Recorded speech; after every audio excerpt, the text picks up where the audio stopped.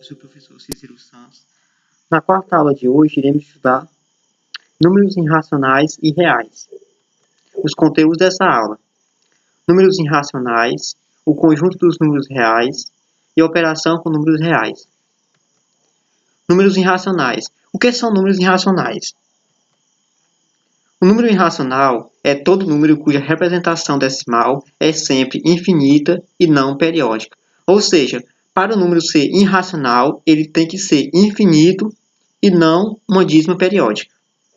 No caso de dízima periódica, já estudamos em sala de aula e também vamos dar uma revisada nesta aula. Exemplos. Esse número aqui ele é irracional porque ele é um número infinito e não há repetição.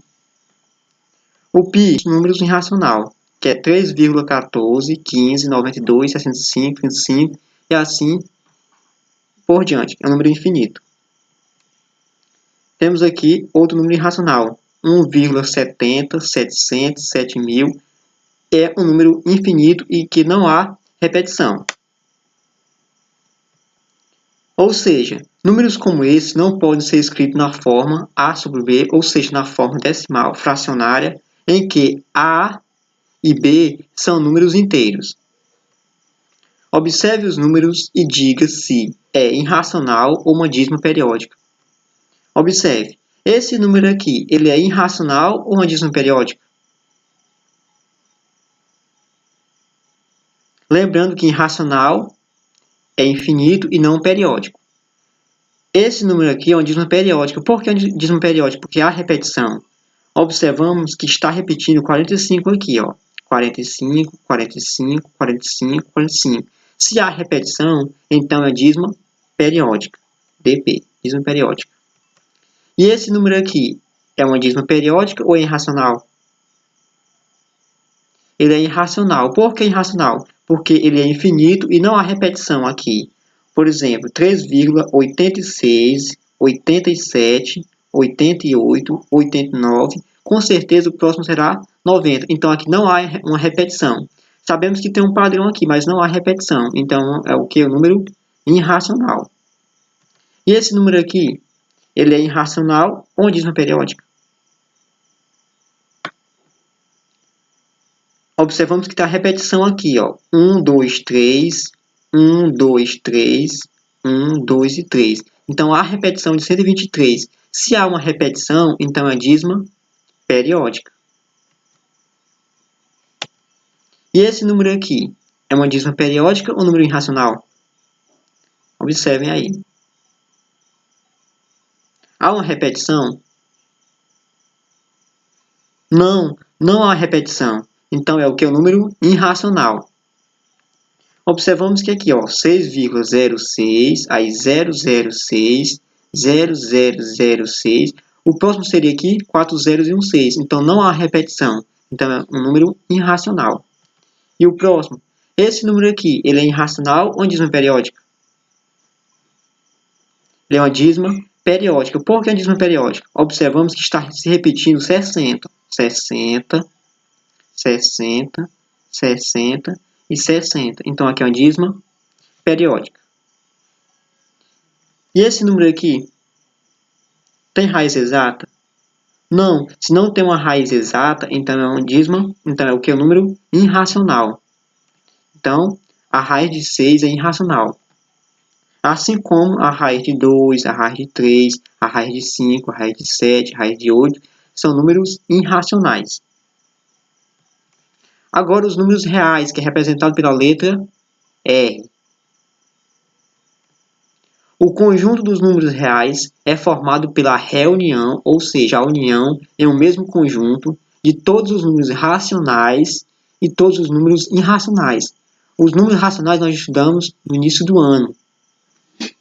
E os números irracionais, acabamos de falar.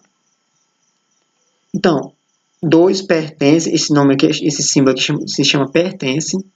2 pertence aos reais. Lembrando que o 2 ele é um número natural, ele é um número inteiro, é um número racional. E também é o quê? É um número real. O menos 5 também é real. Menos 3 sobre 4 também é real. Esse número aqui também, ele é real.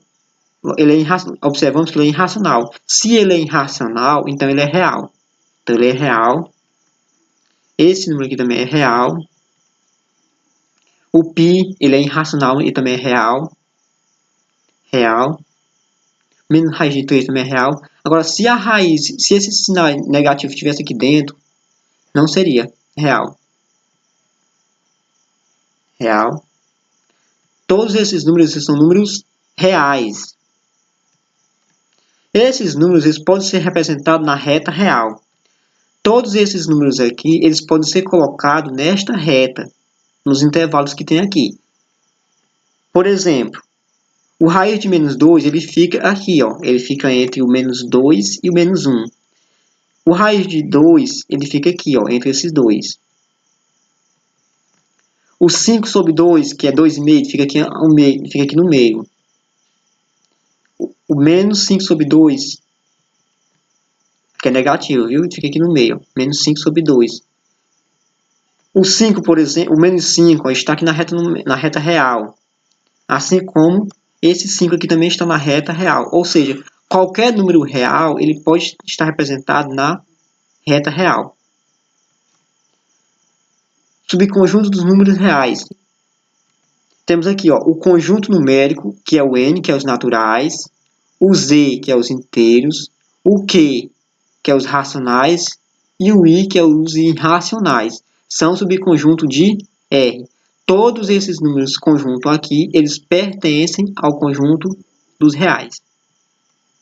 Além desse, outros subconjuntos de R são muito utilizados. Temos aqui, ó, primeiro, esse R com asterisco é o conjunto dos números reais não nulo, ou seja, diferente de zero. R mais é o conjunto dos números reais não negativo, ou seja, só os reais maior ou igual a zero. R menos aqui, ó, é o conjunto dos números reais não positivo, ou seja, os números reais menores ou igual a zero. Os R asterisco mais é o conjunto dos números reais positivo, ou seja, só os números reais maiores que zero.